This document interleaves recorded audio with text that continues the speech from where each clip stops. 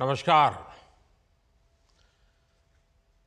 केंद्र सरकार में युवाओं को पक्की नौकरी देने का हमारा अभियान निरंतर जारी है और हमारी पहचान भी है बिना पर्ची बिना खर्ची।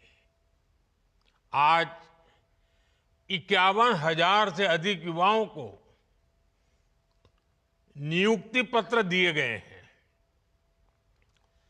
ऐसे रोजगार मेलों के माध्यम से अब तक लाखों नौजवानों को भारत सरकार में परमानेंट जॉब मिल चुकी है। अब ये नौजवान राष्ट्र निर्माण में बड़ी भूमिका निभा रहे हैं। आज भी आप में से कई ने भारतीय रेल में अपने दायित्वों की शुरुआत की है। कई साथी अब देश की सुरक्षा के भी प्रहरी बनेंगे। डाक विभाग में नियुक्त हुए साथी गांव-गांव सरकार की सुविधाओं को पहुंचाएंगे। कुछ साथी हेल्थ फॉर ऑल मिशन के सिपाही होंगे। कई युवा फाइनेंशियल इंक्लूजन के इंजन को और तेज करेंगे और बहुत से साथी भारत के औद्योगिक विकास को नई रफ्तार देंगे। आपके विभाग अलग अलग हैं, लेकिन ध्येय एक है। और वो कौन सा ध्येय? हमें बार बार याद रखना है। एक ही ध्येय है। विभाग कोई भी हो, कार्य कोई भी हो, पद कोई भी हो, इलाका कोई भी हो, एक ही ध्येय, राष्ट्र सेवा। सूत्र एक, नागरिक प्रथम, सिटीजन फर्स्ट। आपको देश के लोगों की सेवा का बहुत बड़ा मंच मिला है। मैं आप सभी युवाओं को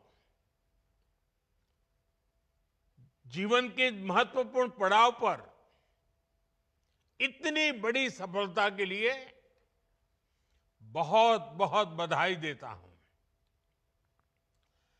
आपकी इस नई यात्रा के लिए मेरी तरफ से आपको बहुत बहुत शुभकामनाएं हैं। साथियों, आज दुनिया मान रही है कि भारत के पास दो असीमित शक्तियां हैं। एक डेमोग्राफी, दूसरी डेमोक्रेसी। यानी सबसे बड़ी युवा आबादी और सबसे बड़ा लोकतंत्र। युवाओं का यह सामर्थ्य हमारी भारत के उज्जवल भविष्य की सबसे बड़ी पूंजी भी है और सबसे बड़ी गारंटी भी है। और हमारी सरकार इसी पूंजी को समृद्धि का सूत्र बनाने में दिन रात जुटी है। आप सबको पता है, 2 दिन पहले ही मैं 5 देशों की यात्रा कर करके लौटा हूं। हर देश में भारत की युवा शक्ति की गूंज सुनाई दी। इस दौरान जितने भी समझौते हुए हैं, उनसे देश और विदेश दोनों जगह भारत के नौजवानों को फायदा होना ही है। Defence, pharma, digital technology, energy, rare earth, minerals, ऐसे कई सेक्टर्स, ऐसे सेक्टर्स में हुए समझौतों से भारत को आने वाले दिनों में बहुत बड़ा फायदा होगा। भारत के मैन्युफैक्चरिंग और सर्विस सेक्टर को बहुत बल मिलेगा। साथियों, बदलते हुए समय के साथ 21वीं सदी में नेचर ऑफ जॉब भी बदल रहा है। नए नए सेक्टर्स भी उभर रहे हैं। इसलिए बीते दशक में भारत का जोर अपने युवाओं को इसके लिए तैयार करने का है और इसके लिए अहम निर्णय भी लिए गए हैं। आधुनिक जरूरतों को देखते हुए आधुनिक नीतियां भी बनाई गई हैं। स्टार्टअप्स, इनोवेशन और रिसर्च का जो इकोसिस्टम आज देश में बन रहा है, वो देश के युवाओं का सामर्थ्य बढ़ा रहा है। आज जब मैं नौजवानों को देखता हूं कि वे अपना स्टार्टअप शुरू करना चाहते हैं, तो मेरा भी आत्मविश्वास बढ़ जाता है। और अभी हमारे डॉक्टर जितेंद्र सिंह जी ने स्टार्टअप के विषय में विस्तार से कुछ आंकड़े भी बताए आपको सामने। मुझे खुशी होती है कि मेरे देश का नौजवान बड़े विजन के साथ, तेज गति से, मक्कमता के साथ आगे बढ़ रहा है। वो कुछ नया करना चाहता है। साथियों, भारत सरकार का जोर प्राइवेट सेक्टर में रोजगार के नए अवसरों के निर्माण पर भी है। हाल ही में सरकार ने एक नई स्कीम को मंजूरी दी है, एम्प्लॉयमेंट लिंक इंसेंटिव स्कीम। इस योजना के तहत सरकार प्राइवेट सेक्टर में पहली बार रोजगार पाने वाले युवा को 15,000 रुपये देगी। यानी पहली नौकरी की पहली सैलरी में सरकार अपना योगदान देगी। इसके लिए सरकार ने करीब 1,00,000 करोड़ रुपए का बजट बनाया है। इस स्कीम से लगभग 3.5 करोड़ नए रोजगार के निर्माण में मदद मिलेगी। साथियों, आज भारत की एक बहुत बड़ी ताकत हमारा मैन्युफैक्चरिंग सेक्टर है। मैन्युफैक्चरिंग में बहुत बड़ी संख्या में नई नई जॉब्स बन रही है।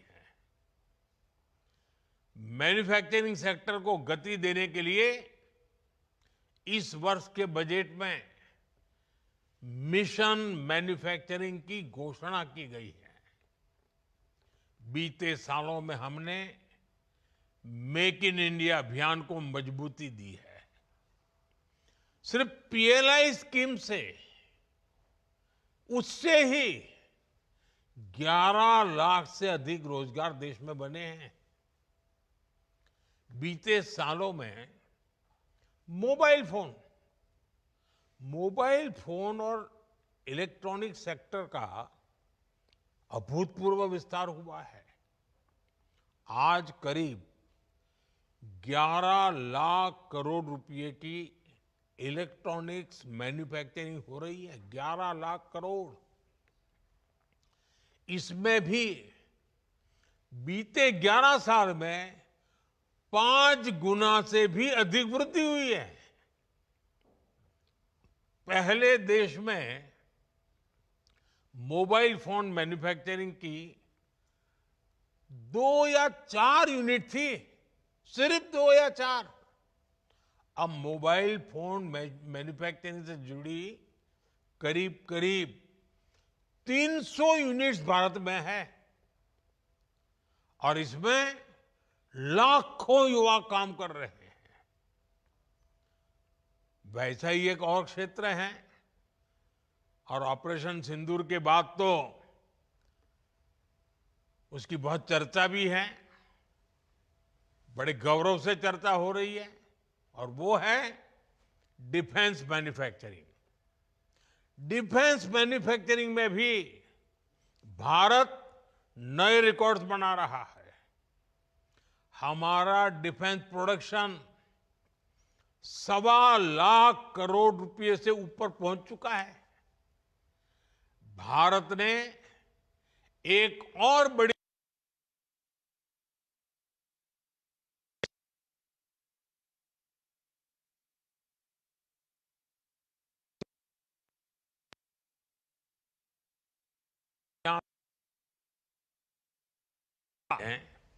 सबसे ज्यादा लोकोमोटिव बनाने वाला देश बन गया है। दुनिया में सबसे ज्यादा लोकोमोटिव हो, रेल कोच हो, मेट्रो कोच हो, आज भारत इनका बड़ी संख्या में दुनिया के कई देशों में एक्सपोर्ट कर रहा है। हमारा ऑटोमोबाइल सेक्टर भी अभूतपूर्व ग्रोथ कर रहा है। बीते 5 साल में ही इस सेक्टर में करीब $40 बिलियन का एफडीआई आया है, यानी नई कंपनियां आई हैं, नई फैक्ट्रियां लगी हैं, नए रोजगार बने हैं और साथ साथ गाड़ियों की डिमांड भी बहुत बढ़ी है। गाड़ियों की रिकॉर्ड बिक्री हुई है भारत में। अलग अलग सेक्टर्स में देश की ये प्रगति, ये मैन्युफैक्चरिंग के रिकॉर्ड तभी बनते हैं, ऐसे नहीं बनते। ये सब तब संभव होता है जब ज्यादा से ज्यादा नौजवानों को नौकरियां मिल रही हैं, नौजवानों का पसीना लगता है उसमें, उनका दिमाग काम करता है, वो मेहनत करते हैं। देश के नौजवानों ने रोजगार तो पाया है, लेकिन ये कमाल करके भी दिखाया है। अब सरकारी कर्मचारी के तौर पर आपको हर संभव प्रयास करना है कि देश में मैन्युफैक्चरिंग सेक्टर की ये गति निरंतर बढ़ती रहे। जहां भी आपको दायित्व मिले, आप एक प्रोत्साहक के रूप में काम करें, लोगों को एनकरेज करें, रुकावटें दूर करें। जितना ज्यादा आप सरलता लाएंगे, उतनी सुविधा देश में अन्य लोगों को भी बढ़ेगी। साथियों, आज हमारा देश दुनिया की, और कोई भी हिंदुस्तानी बड़े गर्व से कह सकता है, आज हमारा देश दुनिया की तीसरी बड़ी इकोनॉमी बनने की तरफ तेजी से आगे बढ़ रहा है। ये मेरे नौजवानों के पसीने की कमाल है। बीते 11 वर्षों में हर सेक्टर में देश ने प्रगति की है। हाल में इंटरनेशनल लेबर ऑर्गेनाइजेशन आईएलओ की एक बहुत बढ़िया रिपोर्ट आई है, शानदार रिपोर्ट है। इस रिपोर्ट में कहा गया है कि बीते दशक में भारत के 90 करोड़ से अधिक नागरिकों को वेलफेयर स्कीम के दायरे में लाया गया है। एक प्रकार से सोशल सिक्योरिटी के दायरा गिना जाता है। और इन स्कीम्स का फायदा सिर्फ वेलफेयर तक सीमित नहीं है। इससे बहुत बड़ी संख्या में नए रोजगार भी बने हैं। जैसे एक छोटा उदाहरण मैं देता हूं, पीएम आवास योजना। अब ये पीएम आवास योजना के तहत 4 करोड़ नए पक्के घर बन चुके हैं और 3 करोड़ नए घर अभी बनाने की प्रक्रिया चल रही है। इतने घर बन रहे हैं तो इसमें मिस्त्री, लेबर, रॉ मटेरियल से लेकर ट्रांसपोर्ट सेक्टर में छोटी छोटी दुकानदारों के काम, माल ढोने वाले ट्रक के ऑपरेटर्स, आप कल्पना कर सकते हैं कितने सारे जॉब्स क्रिएट हुए हैं। इसमें भी सबसे खुशी की बात है कि ज्यादातर रोजगार हमारे गांव में मिले हैं। उसे गांव छोड़ करके जाना नहीं पड़ रहा है। इसी तरह 12 करोड़ नए टॉयलेट देश में बने हैं। इससे निर्माण के साथ साथ प्लम्बर्स हो, लकड़ी का काम करने वाले लोग हो, जो हमारे विश्वकर्मा समाज के लोग हैं, उनके लिए कितने सारे काम निकले हैं। यही हैं जो रोजगार का विस्तार भी करते हैं, प्रभाव भी पैदा करते हैं। ऐसे ही आज 10 करोड़ से अधिक नए, मैं जो बात बता रहा हूं नए लोगों की बताता हूं, नए एलपीजी कनेक्शन देश में उज्ज्वला स्कीम के तहत दिए गए हैं। अब इसके लिए बहुत बड़ी संख्या में बॉटलिंग प्लांट्स बने हैं। गैस सिलेंडर बनाने वालों को काम मिला है, उसमें भी रोजगार पैदा हुए हैं। गैस सिलेंडर की एजेंसी वालों को काम मिला है। गैस सिलेंडर घर घर पहुंचाने के लिए जो लोग चाहिए उनको नए नए रोजगार मिले हैं। आप एक एक काम लीजिए, कितने प्रकार के रोजगार के अवसर पैदा होते हैं। इन सारी जगहों पर लाखों लाखों लोगों को नए रोजगार मिले हैं। साथियों, मैं एक और योजना की भी चर्चा करना चाहता हूं। अब आपको पता है ये योजना तो यानी कहते हैं ना, 5 उंगली घी में, या तो कहते हैं कि दोनों हाथ में लड्डू, ऐसी है पीएम सूर्य घर मुफ्त बिजली योजना।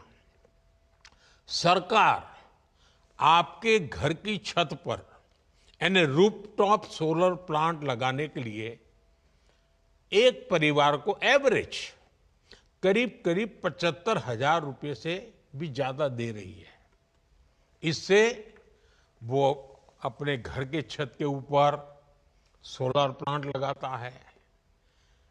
एक प्रकार से उसका घर की छत बिजली का कारखाना बन जाती है, बिजली पैदा करता है और वो बिजली खुद भी उपयोग करता है। ज्यादा बिजली है तो बेचता है। इससे बिजली का बिल तो जीरो हो रहा है, उसके पैसे तो बच ही रहे हैं। इन प्लांट्स को लगाने के लिए इंजीनियर्स की जरूरत पड़ती है, टेक्नीशियन की जरूरत पड़ती है, सोलर पैनल बनाने के कारखाने लगते हैं, रॉ मटेरियल के लिए कारखाने लगते हैं, उसको ट्रांसपोर्टेशन के लिए लगते हैं,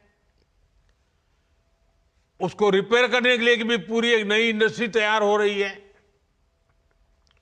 आप कल्पना कर सकते हैं, एक एक स्कीम लोगों का तो भला कर रही है, लेकिन लाखों लाखों नए रोजगार इसके कारण पैदा हो रहे हैं। साथियों, नमो ड्रोन दीदी अभियान ने भी बहनों बेटियों की कमाई बढ़ाई है और ग्रामीण क्षेत्र में रोजगार के नए मौके भी बनाए हैं। इस स्कीम के तहत लाखों ग्रामीण बहनों को ड्रोन पायलट की ट्रेनिंग दी जा रही है। उपलब्ध जो रिपोर्ट्स हैं ये बताती हैं कि हमारी ये ड्रोन दीदी, हमारी गांव की माताएं बहनें खेती के एक सीजन में ही ड्रोन से खेती में जो मदद करती हैं, उसका जो कॉन्ट्रैक्ट पर काम लेती हैं, एक एक सीजन में लाखों रुपए कमाने लग गई है। इतना ही नहीं, इससे देश में ड्रोन मैन्युफैक्चरिंग से जुड़े नए सेक्टर को बहुत बल मिल रहा है। खेती हो या डिफेंस, आज ड्रोन मैन्युफैक्चरिंग देश के युवाओं के लिए नए अवसर बना रहा है। साथियों, देश में 3 करोड़ लखपति दीदी बनाने का अभियान जारी है। इनमें से 1.5 करोड़ लखपति दीदी बन भी चुकी हैं।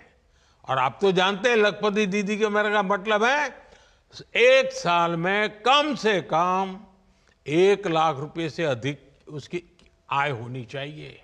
और एक बार नहीं, हर वर्ष होती रहनी चाहिए। वो है मेरी लखपति दीदी, 1.5 करोड़ लखपति दीदी।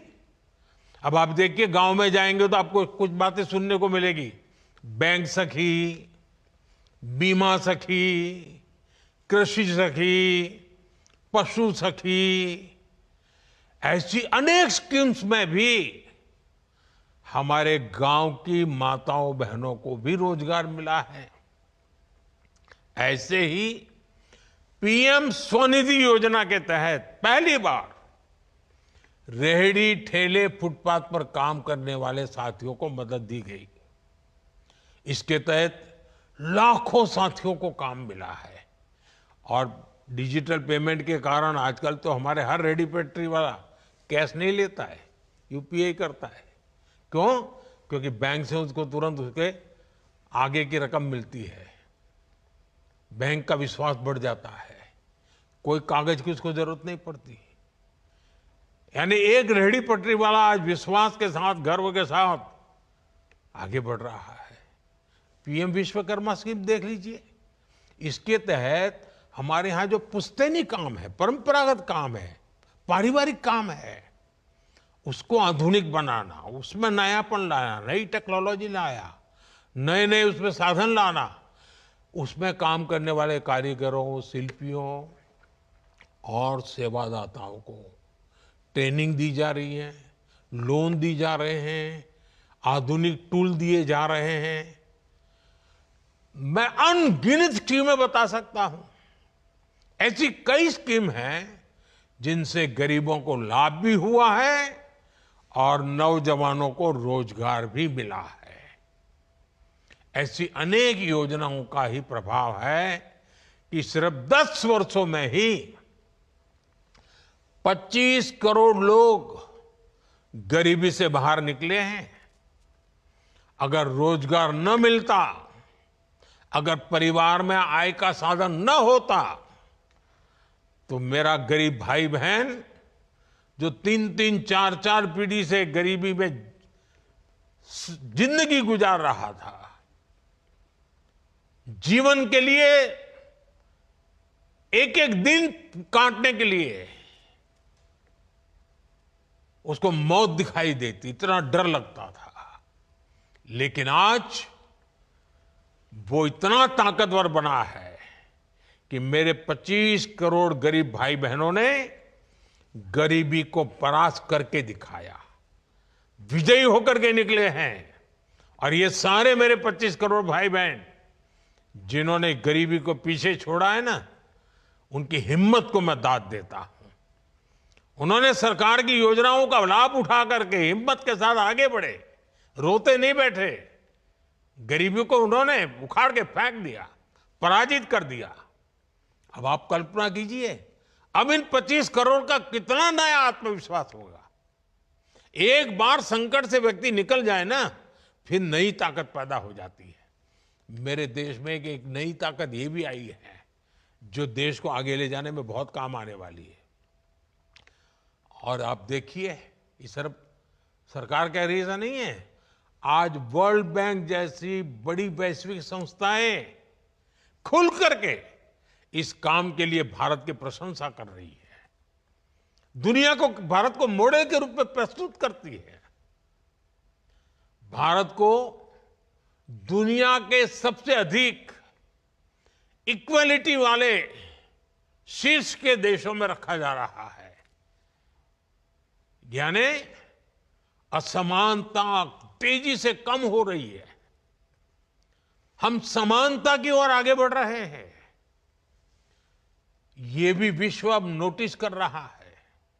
साथियों, विकास का जो ये महायज्ञ चल रहा है, गरीब कल्याण और रोजगार निर्माण का जो मिशन चल रहा है, आज से इसको आगे बढ़ाने का दायित्व आपका भी है। सरकार रुकावट नहीं बननी चाहिए, सरकार विकास की प्रोत्साहक बननी चाहिए। हर व्यक्ति को आगे बढ़ने का अवसर है, हाथ पकड़ने का काम हमारा है। और आप तो नौजवान हैं दोस्तों, आप पर मेरा बहुत भरोसा है। आपसे मेरी अपेक्षा है कि आप जहां भी दायित्व मिले, आप इस देश के नागरिक मेरे लिए सबसे पहले उसकी मदद, उसकी मुसीबतों से मुक्ति देखते ही देखते देश आगे बढ़ेगा। आपको भारत के अमृत काल का सहभागी बनना है। आने वाले 20-25 साल आपकी कैरियर के तो महत्वपूर्ण है, लेकिन आप ऐसे कालखंड में हैं जब देश के लिए भी 25 वर्ष बहुत महत्वपूर्ण है। ये विकसित भारत के निर्माण के लिए अहम 25 वर्ष है। इसलिए आपको अपने काम, अपने दायित्व, अपने लक्ष्यों को विकसित भारत के संकल्प के साथ आत्मसात करना है। नागरिक देवो भव, ये मंत्र तो हमारी रगों में दौड़ना चाहिए, दिल दिमाग में रहना चाहिए, हमारे व्यवहार में नजर आना चाहिए। और मुझे पक्का विश्वास है दोस्तों, ये युवा शक्ति है, पिछले 10 साल में देश को आगे बढ़ाने में मेरे साथ खड़ी है। मेरे एक एक शब्द को देश की भलाई के लिए उन्होंने जो भी कर सकते हैं किया है, जहां है वहां से किया है। आपको मौका मिला है, आपसे अपेक्षाएं ज्यादा है, आपकी जिम्मेवारी ज्यादा है, आप करके दिखाएंगे, ये मेरा विश्वास है। मैं एक बार फिर आपको बहुत बहुत बधाई देता हूं। आपके परिवारजनों को भी मैं बहुत बहुत शुभकामनाएं देता हूं। और आपका परिवार भी उज्जवल भविष्य का अधिकारी है। आप भी जीवन में बहुत प्रगति करें। आई गॉट प्लेटफॉर्म पर जाकर के लगातार अपने आप को अपग्रेड करते ही रहे। एक बार जगह मिल गई, चुप पर बैठिए मत, बहुत बड़े सपने देखिए, बहुत आगे जाने के लिए सोचिए। काम कर करके, नया नया सीख करके, नया नया परिणाम ला करके प्रगति भी कीजिए। आपकी प्रगति में देश का गौरव है, आपकी प्रगति में मेरा संतोष है। और इसलिए मैं आज, जब आप एक नए जीवन की शुरुआत कर रहे हैं, आपसे बात करने के लिए आया हूं, शुभकामनाएं देने के लिए आया हूं, और बहुत सारे सपनों को पूरा करने के लिए अब आप मेरे एक साथी बन रहे हैं। मेरे एक निकट साथी के रूप में मैं आपका स्वागत करता हूं। आप सबको बहुत बहुत धन्यवाद, बहुत बहुत शुभकामनाएं।